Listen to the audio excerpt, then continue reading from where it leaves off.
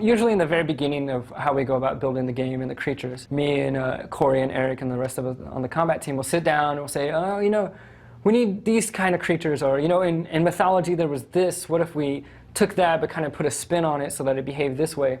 And then we'll sit down with the concept artist and we're like, oh, okay, we got this idea, here's these things that we want to get out of the creature. And then the concept artist will come back with like 20 or 30 different ideas, and they're an amazing team. And they'll be like, okay, here's a whole bunch of ideas, what sticks, kind of like the shotgun approach. And we'll go through, we're like, oh, I wasn't thinking that, but I wasn't thinking this either, and that will really work. The simplicity of this one, but the sort of the personality in the face of this one, getting across that. But I mean, I love the skinniness of this guy. And then from there, we'll sit down with kind of the animators and the character modelers, and we'll go, okay, here's the personality, here's what we kind of want to get from it. And then we usually try to keep everyone in the loop so that when everyone else is working on their sort of set of creatures, they know what we're doing over here. So that way we don't have too much overlap. Most of the combat design that myself and the other combat designers do is on the enemy side or the boss's sides. So we come up how the enemy's going to fight Kratos and his unique attributes and his style and what he's going to do. We also come up with like the little tricks or the strategy that you're going to use against this enemy. And then from there, we come up with the animation lists, and we work with the animator, and we go back and forth deciding like how's this guy going to attack, how fast he's going to attack, what types of blocks he's going to use, or whatever strategy it might be. From there, then we go into the code and we start building the character out, get him into the level, get him running, and play around with him, have him fight Kratos, trying to come up with the coolest way to kill him off. From there, it's just revisions over and over. The trick with this guy is he's covering up a little pressure plate. And what you'll need to do is just attack one of his tentacles till he gets stunned, and he's going to lift up his tentacle. And now you're going to use that last Spartan, you're going to use his body to hold that pressure plate down. What that does is opens up a vent, and this is where the Phoenix came from. Now you can use your Icarus wings to fly up in the air, but you got to be careful of the Kraken hitting you down.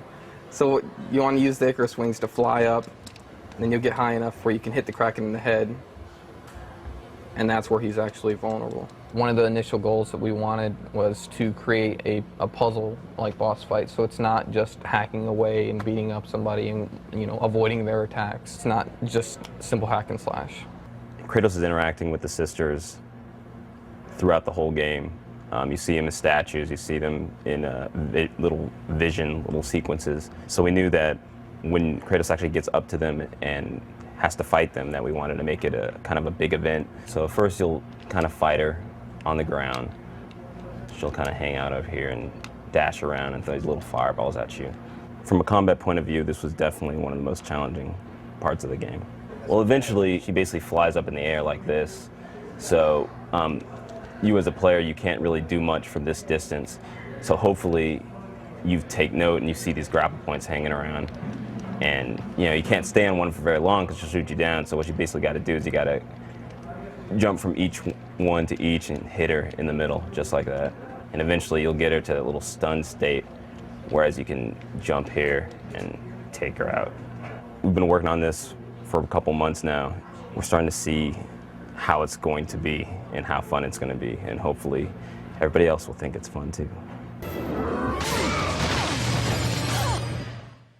You do not defy fate, Kratos! This is our wireless technology, the Sony wireless controller. We actually just took a controller and cut off the cord. We use this for when we're planning out the button mapping in order to make the controls feel as efficient and as sort of thoughtless for the player as possible. It's natural in one sense because we're always using the L1 for a shift. So we just explain it in the shift mechanic of L1 plus R1. L1 and R2 is what Amulet of the Fates used to be. And it's a very awkward button combination for people, so now we've moved it to just R2. You turn it on, you turn it off, single button activation. And then we've taken the sub-weapons, which used to be just on R2, and we've turned that into an L1 plus R1 combination. The balance between the L1 and the face buttons being on opposite hands, I think really helps people to be able to use it as kind of a shift functionality. L1, so it's not that bad. This is the kind of stuff where we've been toiling over this for probably about 3 months. We've gone through so many different control schemes to maintain the really smooth, easy controls we had from the last game, but cram in 9 other features. We were already out of buttons from the last game, so it was very hard. Thank you, guys.